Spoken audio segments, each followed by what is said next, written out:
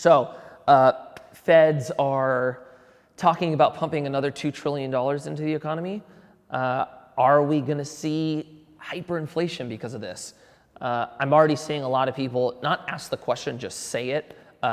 Things are about to get really, really, really expensive. What does this mean for our kids, et cetera? So I'm going to talk about what this means and what I think is going to happen. But I'll start by saying I'm not an economic major. I know what I know and have this opinion, so I'm going to break it down. So first, inflation. We just did a piece on this. Inflation is the cost of goods or services increasing or your purchase power on your dollar decreasing. So something I could buy now is going to become more expensive 5 years from now. My dollar doesn't have the same buying power. Well, deflation is the opposite. Goods and services decreasing, but the power of your dollar increases. When things are cheaper, your dollar can go further, which sounds cool. But how it all ties into the economic system is when you have inflation, the consumer has the feeling that prices are going to be more expensive, so they end up buying now as opposed to later. So in the short term, what that does is increases demand.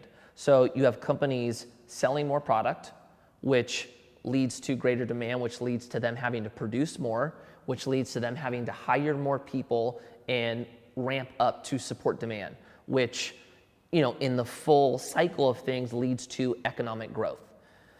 Then with deflation, again, you have the opposite. You have prices, or the idea that prices are going to get cheaper. So you have consumers that don't buy now because they're waiting to see if prices go down. And what that does to companies is brings demand down. So sales decrease, which means demand decreases, which means they don't need to produce as much, which means they don't need as many employees, which means employees get let off and you have a greater unemployment, which leads to the opposite of economic growth. You have economic shrinking is not the right word, but decreasing. So now if you look at historically, during deep recessions, the norm was deflation came with it. And then in expansion, when in an expanding economy, the norm was inflation. Well, in the 70s, they decided to kind of introduce this idea that we're going to have constant inflation, but it's going to be a controlled inflation. So it's not going to be these big swings. They're going to kind of try to hang on to this healthy growth. And so now you take that to let's take it to 2008, because I think that was, in my generation, the largest recession we've seen, definitely the largest in a long time. And in 2008, we were fighting against deflation. So even with this system in place, deflation was what we were up against. Feds put money into the economy. I can't remember how much it was. I think it was just under $1 trillion. And you heard the same kind of group of people talk about, well, this is going to lead to hyperinflation. Well, what we saw was that didn't really happen because you were combating deflation with inflation. So it actually ended up helping.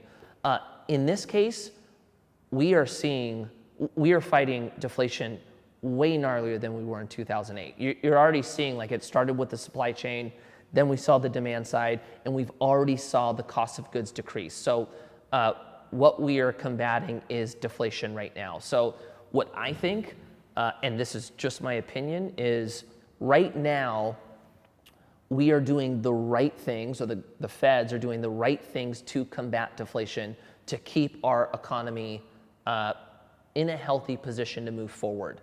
Now, are there challenges? Yes. If we get through this and we get back on expansion and we keep printing money like this, yes, that's a concern. If you print too much, that is a concern. But from what I see right now, I haven't typically seen that, but that is my opinion. I'd love to hear your opinion in the comments. Do you share this opinion? Do you have a different one? Explain why, because I think, stuff like this, we can all take a stab at what we think's best, but it's really interesting to see or hear different opinions. So that's my opinion. I don't think we're getting in hyperinflation. I think we're doing the best things necessary to what we're dealing with. Share your thoughts though. I want to hear them.